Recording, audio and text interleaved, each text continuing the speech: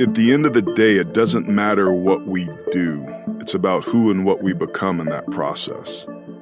Welcome to The Art of Accomplishment, where we explore how deepening connection with ourselves and others leads to creating the life we want with enjoyment and ease. I'm Brett Kistler, here today with my co-host, Joe Hudson.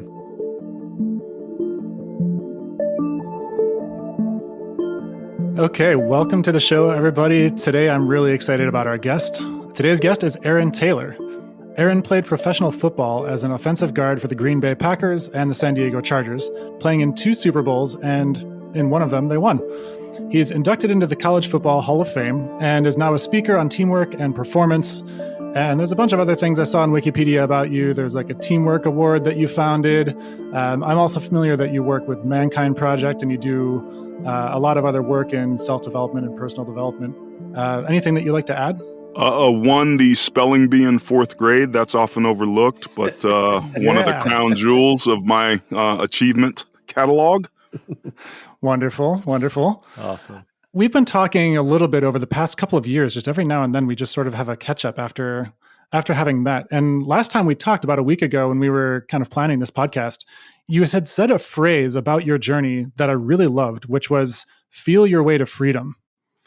And I couldn't even think of a better way to describe even the work that it is that we do with this podcast and with our courses. And I'd love to just hear more about your story and how you learned this practice, whatever it is that you refer to when you say feel your way to freedom. Well, I appreciate that, Brett. And just for the record, that is trademarked. But in all seriousness, when I look back on my own life, everything that has gotten in the way, that has been an inefficient way to create the outcomes that I want, has been my desire to not feel. So whether I use emotion, whether I use alcohol, whether I use money and power, control, all of those things were utilized by me to try to elicit something that I wanted, which often involved not feeling. So that was a phrase that kind of came up organically with a buddy of mine who's a pretty esteemed coach in his own right, and it's kind of teaching me how to ask the right questions and be a more in tune listener. But I think at the core of all of our journeys is this process of liberating ourselves from ourselves. So feeling my way to freedom to me is always the access, the portal to a brighter future, if you will. Yeah, I can imagine that being very important on the field. If you're overthinking what you're doing, you're just not going to be there where the ball is going or where the players are moving. How did you learn this? Was this something you were just born with and you were like, yeah, I got this. Check it out, people. I'm feeling my way to freedom. Yeah, it was basically the only thing left. I tried all the other shit and it just didn't work. So I very reluctantly started that journey, Brett. But you bring up football, and that's one of the interesting things. Like, the locker room is a sacred place, but it's not a safe place. So feelings weren't welcome. You didn't want to walk into the locker room and say, hey, guys, my self-esteem's down today. My girlfriend broke up with me, and I'm at the core of my being, I don't feel like I matter, I'm enough. Anybody want to talk about that? Like, those things didn't tend to come up. So instead, I put on my helmet and my shoulder pads, put my mouthpiece in, and tried to knock the clock off of somebody.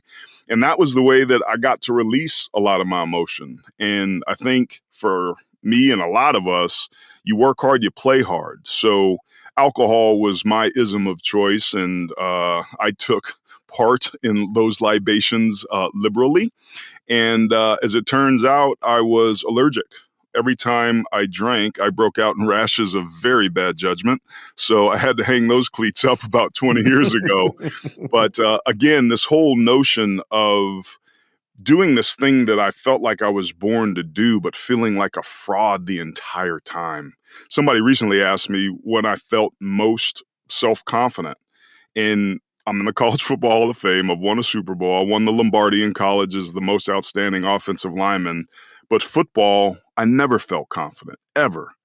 In my marriage? No, not really. How about as a father? No. An employee of CBS? You know what? I feel confident in circle. I feel confident in circle, meaning when I'm in spaces where I feel permission to be my authentic self. one of the things that I've learned about me is for me to feel safe, there has to be this kind of emotional game of you show me yours and I'll show you mine, but I go first.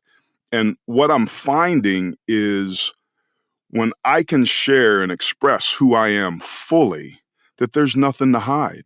And when there's nothing to hide, there's nothing to hide. And that's why I feel confident and whole in that space. And that's really what's drawn me to this work that probably brought us here together on this podcast. So I coached a guy who was the CEO of this startup, and he played basketball for Princeton, I think it was, in college. He played college ball, and I've had a couple. I have another guy that I coach who was like a track star. And what I notice in that work is that there's this moment that where it clicks, that they have a body and an emotional intelligence that they can access the same way they would access it on the court or on the field. And when they can access it that way in business, it's like a superpower gets unlocked for them. And I'm wondering if that journey resonates with you at all in your experience, or like, was there that moment of understanding that there's a way you could access your body in the circle or on CBS that the same way you could in the field, and it like allowed you to like increase your capacity in that experience? Yeah, that's a great question, Joe. I'd love to answer that and say yes. Part of my truth is that I never was able to access my full emotional self while I played, and really in my career, which is going into year 15. And in case my bosses are listening, I really love working at CBS Sports because we're in the middle of a contract negotiation right now. But I had this incredible moment last year that may underscore what it is you're talking about. I got a call from my boss indicating that somebody on our team had gotten COVID. And the question was, would I be interested in calling my first ever NFL game? I was like, heck yeah, you kidding me?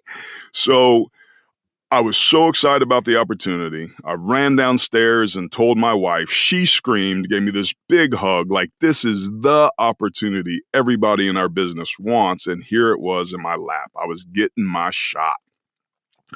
So, after kind of being a little misty-eyed, and she's like, oh my God, baby, this is so great. I looked at her and said, kissed my fingers, gave her the peace sign and said, I'll see you next Sunday, meaning I'm about to go in the bunker. I'm about to study. I'm about to watch film. I'm about to call everybody I ever knew. I'm about to do the history of both these teams going back to 1911.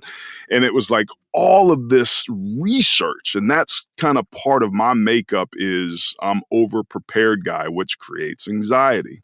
So this went on for a couple days, and my wife, in all of her infinite wisdom, looks at me and kind of raises her hand. She's like, are you open to some feedback? I was like, oh damn. Every time she asks me that, I know Here it comes. a fastball of truth is about to be thrown over the plate. And then she hit me with the follow-up of permission to speak freely. I was like, oh damn, like this is a biggie. And I was like, yes. And she said, I'm a little worried that you're so excited about this that you're going to squeeze it so tightly that you're going to fumble this opportunity. She said, I would offer you this. Every time that you're nervous or want to do something or thinking about how you're going to do X, Y, or Z, instead of thinking about what it is you want to do, think about how it is you want to feel after the event is over. I want you to close your eyes when the anxiety comes up and imagine putting your computer in your game board, which is what every announcer uses to call games. What do you look over? What's the look on your partner's face when you guys high five? What's the last thing the producer says as you take your headset off and go down underneath the stadium to the TV trucks? What's the, who's texting you? What are they saying? And as you go to bed and put your head on the pillow, what's the predominant feeling? Is it pride? Is it relief? Is it gratitude? Like play it all the way out. Fellas, you want to talk about a superpower. That was the best game I've ever called on the biggest stage in my biggest moment. I'm in the college dang football Hall of Fame. I've been on TV for 14 years, but that was the only time I never had performance anxiety and wasn't worried about what I was going to do because I shifted my focus from what I feared to what I wanted to feel. So when we talk about feeling your way to freedom, that's another way that it can look. And it led not only to the best game I've ever called, it's the best season I've ever had in television. The amazing thing is, even in your wife's description of it, she's like, don't squeeze it too tightly. Like, she described it to you in physical terms.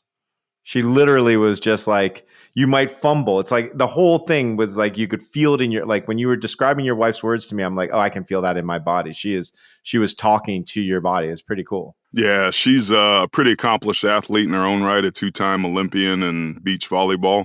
So I am that smart. At least I'm that smart enough that I can choose well.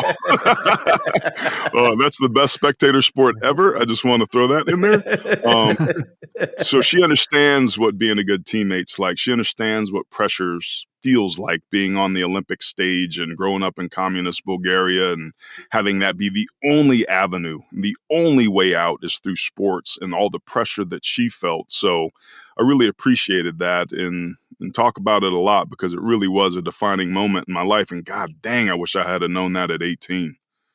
So one of the phrases that somebody shared with me recently that just blew me away because it hit me right between the eyes was, fear is a misuse of the imagination.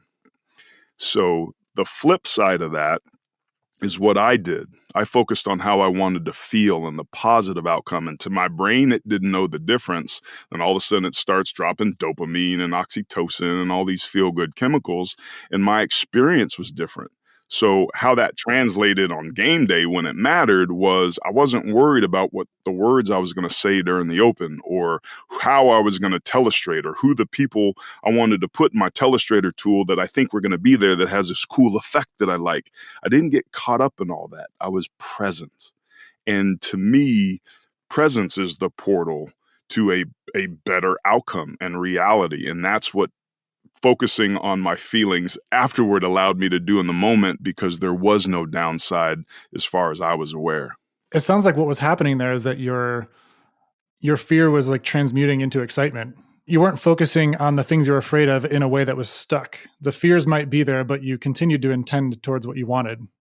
And I think that there's a lot of freedom that happens when you reach this impartiality of being able to be in acceptance of all outcomes and continuing to intend in the direction that you want.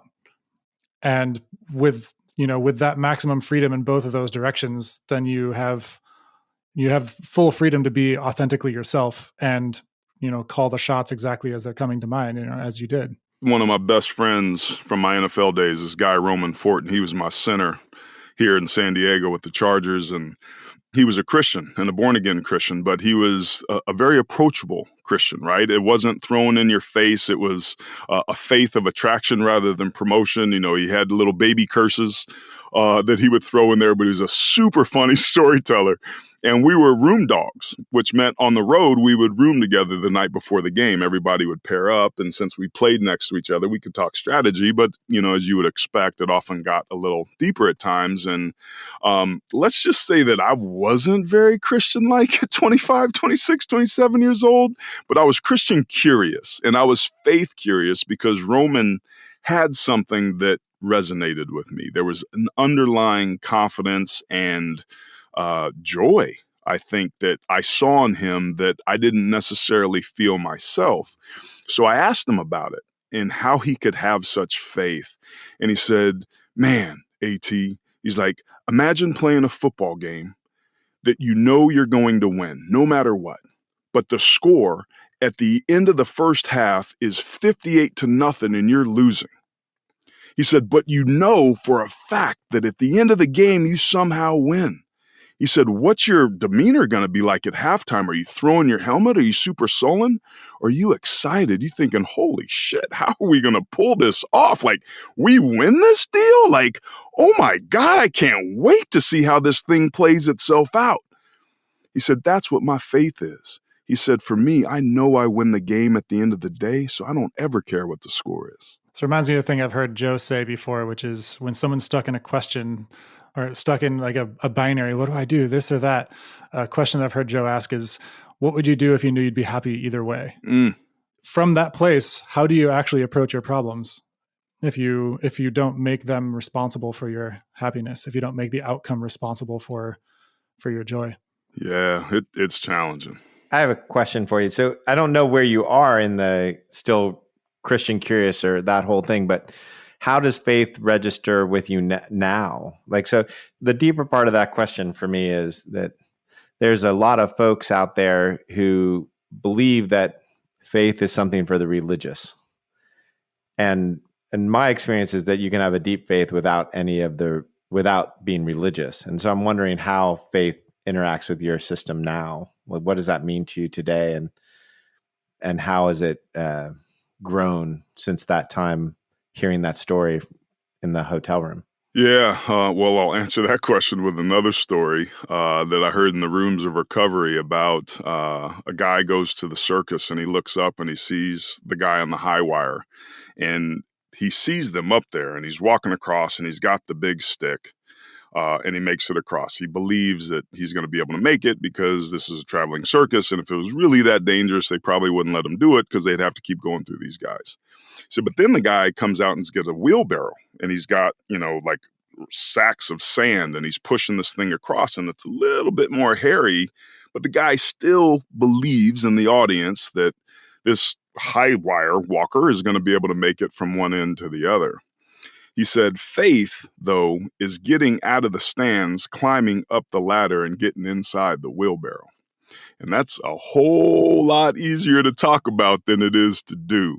So I want to think my faith is strong, but when push comes to shove, buddy, I want to sit in them stands. I want a big ass net, and I try to create certainty. So that's literally at the core of what my dance is through life, is to figure out, to take those leaps of faith. And when I look back on everything that's been good in my life, it's when I was willing to go where I was afraid or unwilling prior to. And that's where the gold in our lives lies. That's kind of one of my anchor statements, is the gold in our lives lies just beyond where we're afraid or unwilling to go. It's those leap of faith. And when I've done that, poof, they disappear. So your question of what would you do if you were happy and it worked out either way removes that element of fear. What would you do if you weren't afraid? I'd probably do this. Good, then go do that. Whoa, wait, what? And we kind of talk ourselves out of this, the richness of life's possibilities when we let fear into the picture.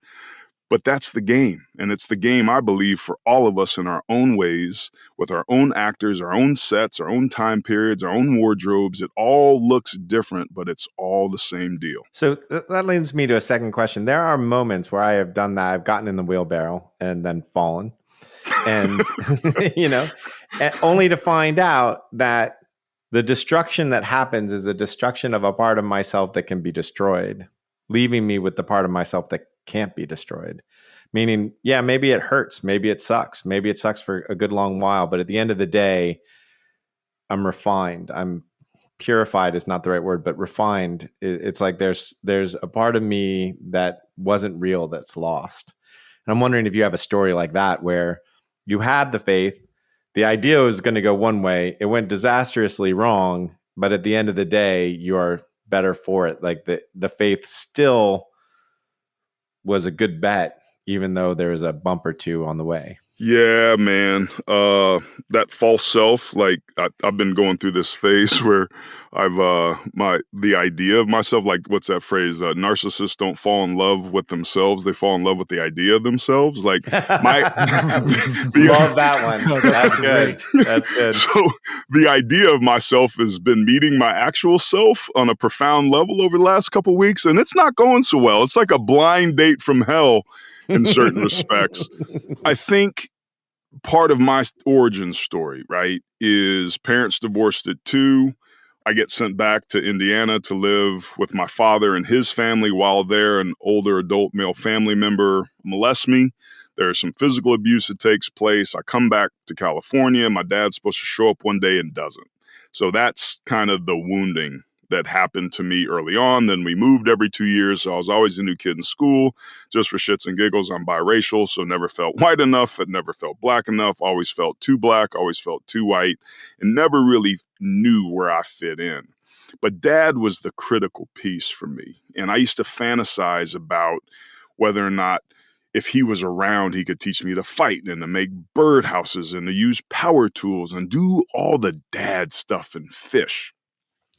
So I have this picture of him working on a door that got sent at some point where I was, 7 or 8. And I think that's where a lot of that stuff comes from. So after that day at 8, when I sat on the couch from 8 a.m. to midnight waiting for him to come, my mom knew right away he wasn't coming, but I refused to move. That's part of when my light went out, right? So through the rational mind of an 8-year-old, oh, I must not be good enough to love. I must not matter. I must not be good enough to show up on time for, boom, and went to sleep. So that's a story I've been trying to unwind. Well, fast forward many, many years, and probably a story that could be a podcast in and of itself. I got reconnected with my father. And the moment that I'll never forget is him sitting with his new wife on his couch in tears in my living room. Me sitting on the other couch across from him next to my wife with me in tears, and both of us crying about the fact about how hard it was to grow up without a healthy father. That's how we connected. We resonated with our shared experience in that moment. And what I learned very shortly thereafter is how freaking lucky I was that he wasn't around.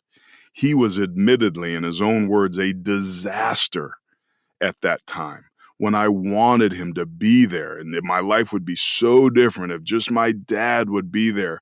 And it felt like I fell out of the wheelbarrow and part of me died. But what I learned in that moment, Joe, was that thank God didn't give me what I wanted, because I would have been selling myself short. That God doesn't do things to us, he does them for us. He was actually protecting me. It's like the old footprints over people's toilets in their bathroom, right? That old poem about when the adversity hits, there's only one footprint. How could you abandon me? And, obviously Jesus or God saying, well, that was when I carried you. Those were my footprints.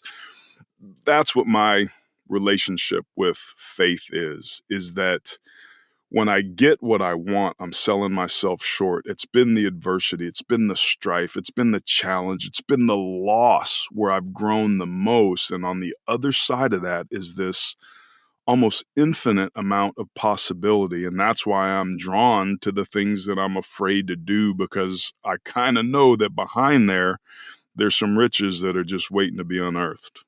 And then my kids don't brush their teeth, and then I get all pissed off and I throw all that shit out the window. Back in my day, I didn't have a father to tell me to brush my teeth. Yeah. So that's man. So check this out. All right, let's bring this full circle, because that's a really good point. Now, I know you're probably being in jest there, Brett, but like, there's been part of me, I'm like, they're really accomplished water polo players. They're 13 and 12. They're each individually good. They're yin and yang. One's really good offensively, one's really good defensively, and they're kind of balancing out their skill sets. They've got an incredible coach. The parents are great. It's like a case study in youth sports. And it crushes me that they don't listen to all the TED Talks on success and resilience and teamwork and the win one for the Gipper speeches that I try to fire hose them with. Like, I didn't have a dad, and you guys don't I get paid to talk, and you guys don't want to listen to me. And the reality is, like, you don't know what is going to work and what's going to be there. And I have to laugh at myself in those moments, because it's like, what are you doing, dude? Like, they are perfect. My mom she didn't even play hopscotch, let alone play sports. And I got exactly what I needed at the right time and the right way. How about just listening, accepting, and admiring and cheering your kids on, and stop trying to be what you wished you had when you were frickin' 13? Yeah, bravo. I'll let you know how that goes. Yeah. To be continued.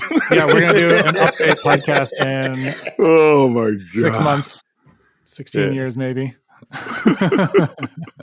Work in progress. How did you end up going from the life that you started with not having your father, having the abuse, having had that moment where you learned, you believed, you took on this belief that you just weren't worthy, and then find yourself winning Super Bowls and feeling your way to freedom. What was that path between then and now that opened you up to this? I'd say equal parts serendipity, divine intervention, and hard work. So I got kicked out of the house at 14 because I was a DNF student. Mom, who was a pediatric ICU nurse at Children's Hospital in Oakland. Hold on a second. What years was your mom a nurse at? From 72 to probably 83 or 4. My mom worked at Children's Hospital Oakland in 82 to 86 or 7. Oh, we have to do a little research, put them in the show notes, whether there was crossover or not. Yeah, man. I'd spent a lot of afternoons there. Well, it was a horrible neighborhood back then. I remember that. Yeah, she was, my mom ran dietitian, like did the dietetics part of the hospital. So anyway, sorry. So Oakland. Small world getting smaller. No, that's a heck of a quinky dink there. Yeah. So she was out of answers, kicked me out, and I spent a week sleeping on my buddy's floor, using his socks and underwear as a pillow, and was like, you know what? This probably isn't a good long-term strategy. So unbeknownst to me, my mom was talking to his mom every day and getting updates and, do you want to come back home and have a chat? And of course I said yes. And she basically walked me back from what it is I wanted to do. And I said, I want to play pro football. She's like, well, how do you do that? It's like, you just play in college and get drafted. Oh, just get drafted. Does everybody get drafted? No, just kind of the better guys. Well, when I was in college, you have to have good grades. You have to have good grades to play football. I was like, yeah, you have to have a 2.0 at least and da-da-da-da-da. Okay, I got college. How do you get there? Well, you got to play high school football and they just give you a scholarship. Oh, they just give you a scholarship. So she was walking me all the way back. And the punchline was, so every time you smoke weed or cut school or, fail a class, what you're really saying is you don't want to be a pro football player. Now, I don't even really know if I wanted to be a pro football player. I just kind of blurted it out.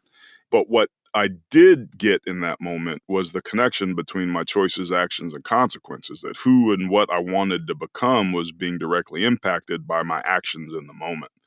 And I had never really kind of pieced that together. And once I named that out loud, that's kind of when the invisible doors started to open and the divinity and the serendipity came in. There was a show on that night that talked about this school, De La Salle in the East Bay, that had this 44-game win streak. And the coach was talking about how his players aren't it. They're part of it. And there's this higher standard. And I was like, Mom, that's the sort of place that I'd like to go. Well, within a course of 2 weeks, somebody comes into work. They've got a house to rent right down the street from the school. She gets a job offer that pays her almost twice as much money. So she's able to leave Children's Hospital in that moment and go move over to Concord. And kind of the rest was history. And there's some really good moments in there where I kind of came up against that fear and kind of came to the why in the road. But it was that over and over and over. And the harder I worked, the better I got. Everybody worked hard, but they got an inch better and I got a foot better. And that was the God-given genetics that I had, which is really odd because neither of my parents had any sort of athleticism whatsoever. So that was kind of the story. And that led to a full scholarship at Notre Dame and getting drafted in the first round in Green Bay. And I think for me, growing up without a dad, what my driver was good job, good play, good read, good recovery, good boy. These older adult male role models as my coaches started to serve, unbeknownst to them and to me, the role of my father. They gave me the wisdom, the pats on the butt, the kicks in the ass, sometimes both at the same time. And I was drawn to that. But I was also a people pleaser and a coach pleaser. So that drove me to work hard and to grind. So I think the combination of serendipity, divinity, and hard work led to a pretty dang good football career. It's interesting. Something that just clicked for me is that you were saying earlier on, did you have that full sense of confidence in ball? Did you have that full sense of CBS or with your marriage? And it seems like what you just said really illuminates that, in the fact that probably in circles, the only time that it's not about somebody else's pat on the butt. It's not about somebody else's telling you did a good job. Right? And to have any kind of confidence, which also to me relates to what you were saying about your kids, which is, for me, the whole thing about being a parent of teenagers is to have them learn to hear their own voice of good job. Like allow them to listen to themselves and their truth and have that move them instead of my good job or my bad job or whatever it is that I want to criticize or not criticize. That's the thing that you have in the circle, is that it's just your truth that you're dealing with, and you're not looking for anybody's approval in those rooms. Yeah, that's I appreciate that, Joe. And just last night, like my kids are 13 and 12 and still want me to come in and read and just sit and talk, and we do that, and I'll do that. They'll be 33 and I'll do it. If they keep asking me, I don't give a thing. That's right. But I started another TED Talk last night, and it was about, details being the difference. And I'm trying to teach you the skills to be disciplined about the things that don't matter to you, so that when it comes to the things that do, it becomes automatic. I know you don't care about making your bed and brushing your teeth, but you do care about water polo. You do care about your friends, and try to make those connections. And I just stopped because he gave me kind of the, yeah, okay. And that's his like, all right, Dad, time out. I've had enough. And I just stopped and I was like, being a dad's hard, buddy. I was like, I really struggle with knowing how much to like give you and to try to motivate you and to just love on you for the amazing kid that you are, no matter what you do. Like, I've written my sports story. I could give a shit if you do anything successful in sports. And I mean that wholeheartedly, but I know it's important to you. So I'm wanting to give you all these things. And that's a very gray area for me, and I don't think I walk it real well sometimes. And I wanted to acknowledge that out loud and say, you can tell me what it is you need, because what's more important to me is that you have what you need, and I support you in the way that serves you, not me. Okay. Okay. Okay. Even when we win, we lose as fathers. Oh my God. Even when we lose, we win, I guess, too. But it's a really good point. That man. Story is not over. I guarantee you that story is not over. There will be a moment where that comes back, and you will find out that he was listening and it hit him, and all he could say was okay. But yeah, if we ever have another podcast, I'll have to follow up on, so what happened there? You'll have him on and he'll give you the real skinny about his dad. So my moment of transformation. Yeah, exactly. Transformation? Let me tell you about who my dad really is. It's interesting, like a lot of what tends to drive us to excellence is often that, like you described, people pleasing and wanting to be something because that's what's going to get us love or affirmation from the outside. And then on our journey, we find that we never actually needed the outside affirmation. It was actually just our own that we needed and all that. And then, you have kids and you're like, okay, so what worked for me? And then you've got to go back and correct for like, well, what worked for me was something that actually, while it drove me, also became a trap that I put myself in that I needed to find freedom from. So it's like, what do I actually do now for my kids? Because what worked for me isn't necessarily the thing that I want to bring them through as well. Yeah, and these poor dudes are growing up in a world that we didn't grow up in, man. It's the amount of pressure in the frickin' meat grinder the last 3 years that's ongoing, and social media, and just like we live in a broadcast world. Everything is coming at us, very little in between us, right? The interpersonal communication, like learning to talk with our tongues and our mouths instead of our thumbs. Like, this is just something this generation just doesn't have much experience with. And I got a brutal look into that with one of my sons who had gotten in trouble a little bit at school, and he was going to miss practice, and I made him pick the phone up to call his coach to tell him that he wasn't going to be at practice and why, and what the expected consequence was going to be. And he started to text the answer. I said, you pick the phone up and you call him and you tell him what it is you did. Well, what do I say? You tell him what you just told me. But like, what words? I'm like, what do you mean, what words? Like, do you need a script? And he slowly nodded his head. Yeah. And that was the moment, and I see you nodding your head, Joe. That was the moment where I was like, he does not know how to use the phone and call and talk to somebody. and certainly about hard things. I don't know if I would have known how to do that at 12 or 13, but I had to call Abdul's parents to see if Abdul was there so he could spend the night and we could have fun. And hi, Mrs. Da da da da da. Like that, those we had to do that. But these kids aren't growing up with that. And I was like, so now I'm worried about the wrong stuff. I got to work on his communication skills and like all these basic things that, you sometimes overlook with my, national team water polo playing son that's all A's and B's. And I'm worried about this stuff over here. And there's these basic necessities that these children need that is our job and responsibility to provide, because the world they're growing up in is not easy. It's very different from the one that we were in. And, I don't know how we're doing. I don't know how you ever know if what you're doing, but you do the best you can. But I do honor their walk and the difficulty of the environment they're coming in, because stuff's coming at them fast.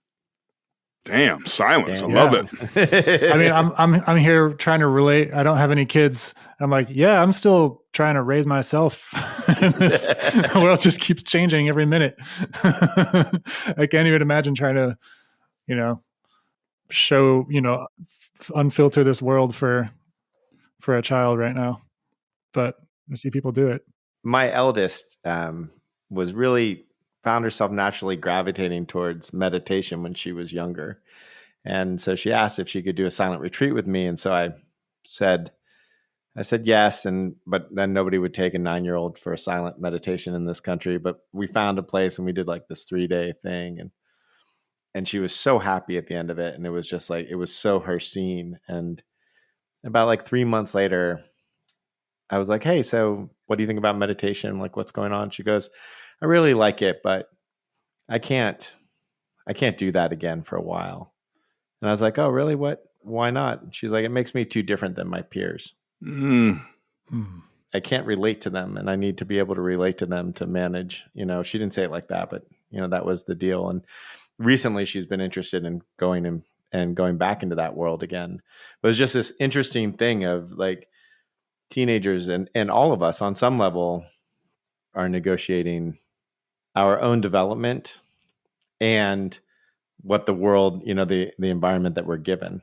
And so it's more important to your son to learn how to text, and be able to like get that skill and to make the phone call at this part of his life. So it's a really fascinating thing, parenting.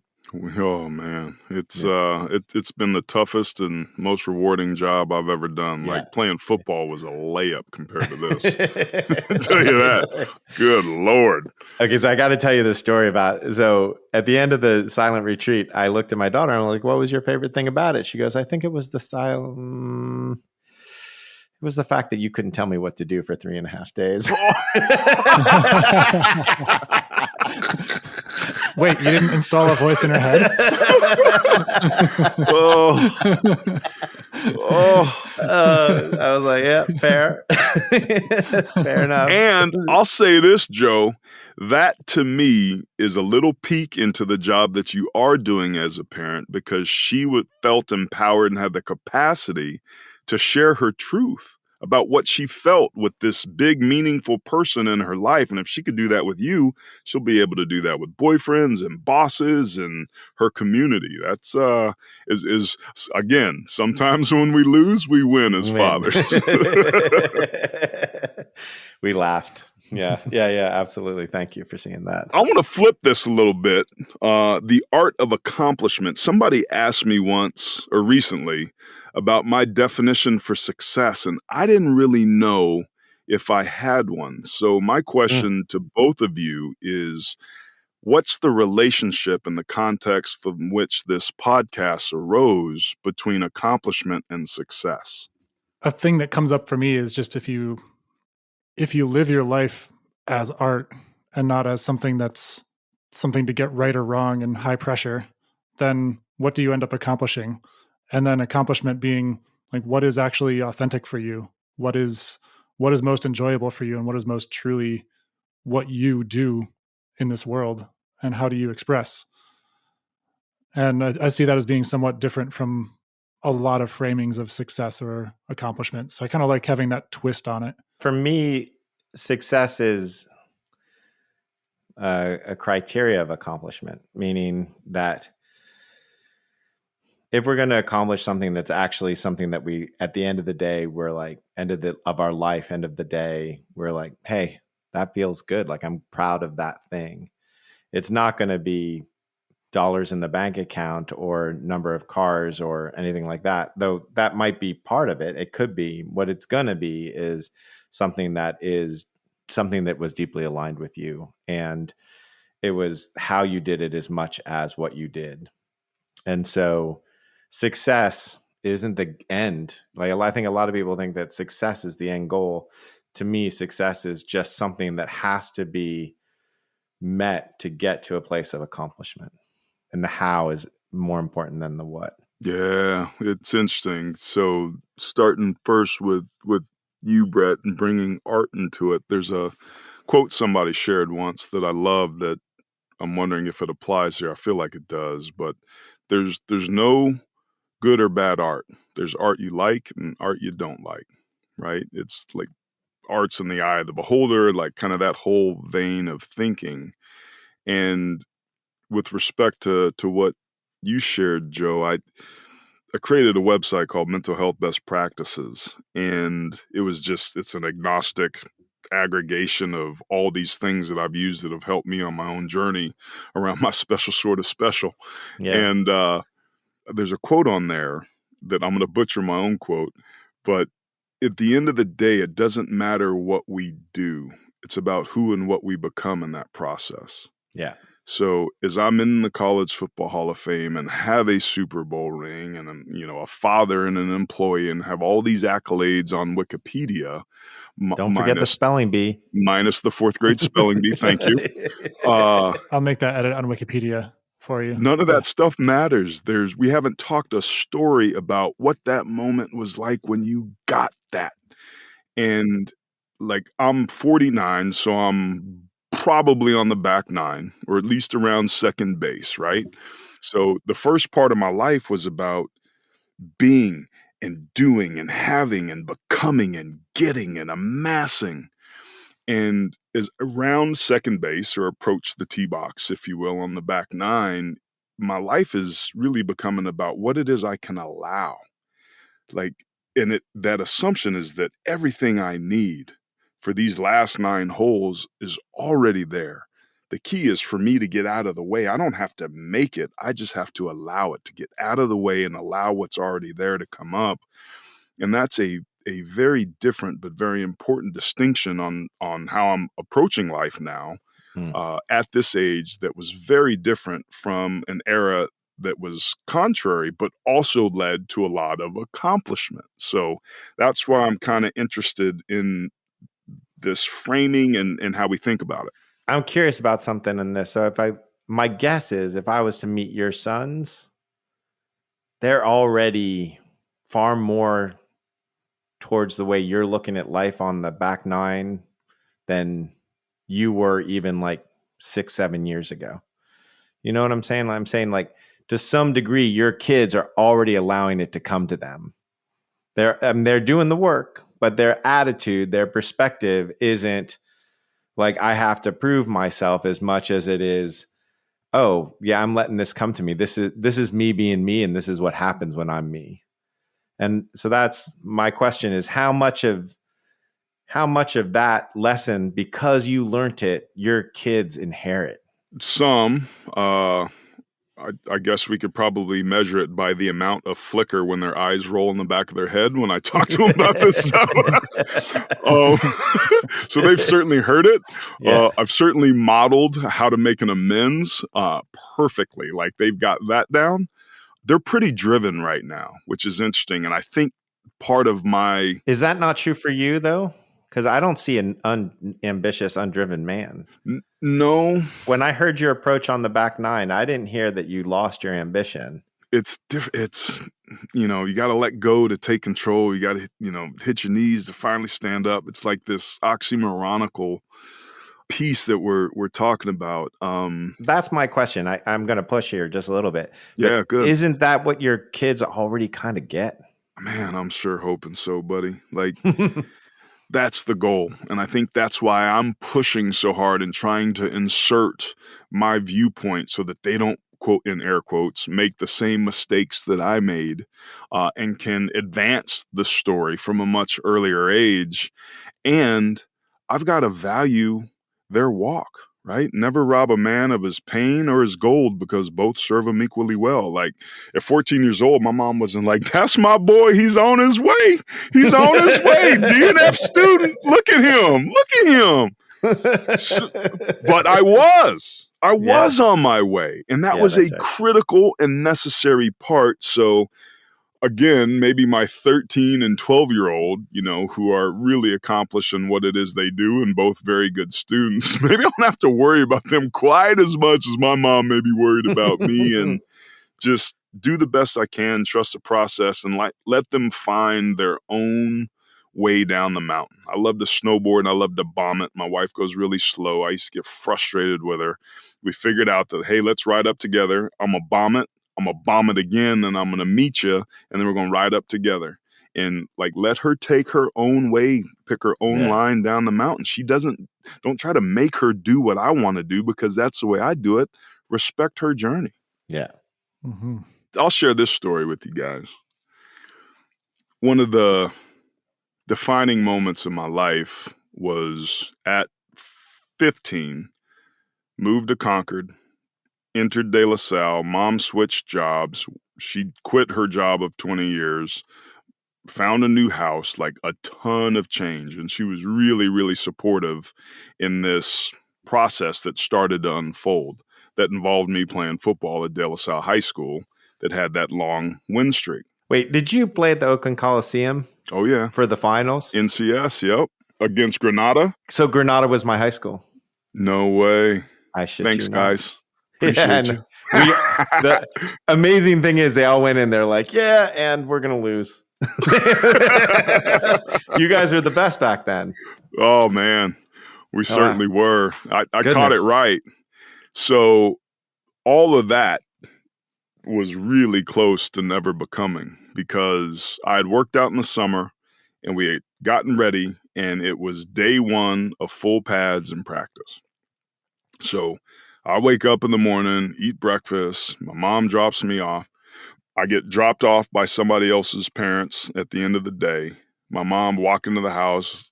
Hey, honey, how'd it go? Don't say a word. Slam the door into my room. So, ooh. So she waited probably 10 minutes, and I'm sobbing. And she walks in. She goes, what happened? I was like, everything happened. Nothing happened. Like, I couldn't do anything right. When the play was going left, I was going right. And the play was going right, I went left, put my pads in. They just kept yelling at me and telling me I couldn't do it. You had to break the bad habits, and we don't do things like this here. And Mom, I'm so sorry we moved here. I can't do this. And she just let me go on. And I was so broken and so defeated and so scared. And she said to me, after I got done, I looked up at her. She goes, you got to figure out if what you want is worth the price that you may have to pay to get it. And she said, doesn't matter to me whether or not you play football or not. She said, but tomorrow morning, I'll have breakfast ready for you. And if you get up, I'll know the decision you made. And if you sleep in, I'll also know the decision that you made. But either way, I won't say a word to you. And she shut the door. Boy.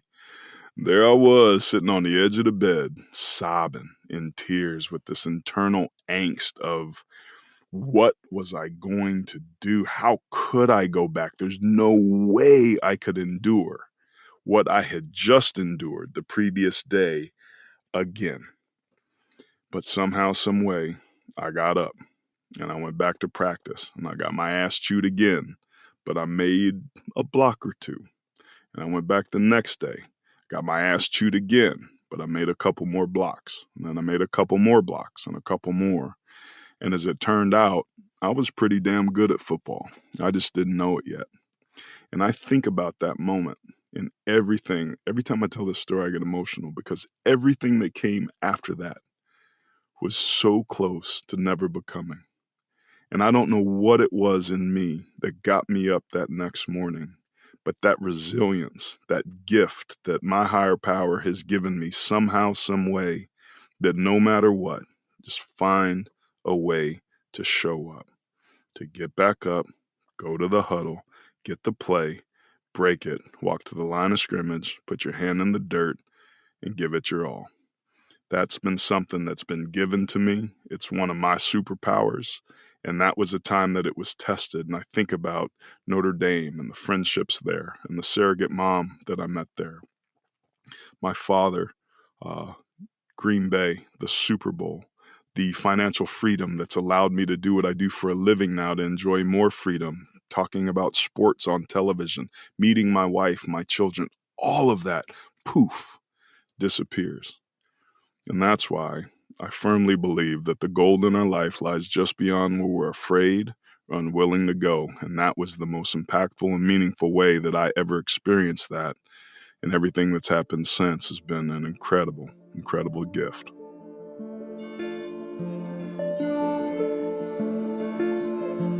Thanks for listening to The Art of Accomplishment. If you enjoyed what you heard today, please subscribe and rate us in your podcast app.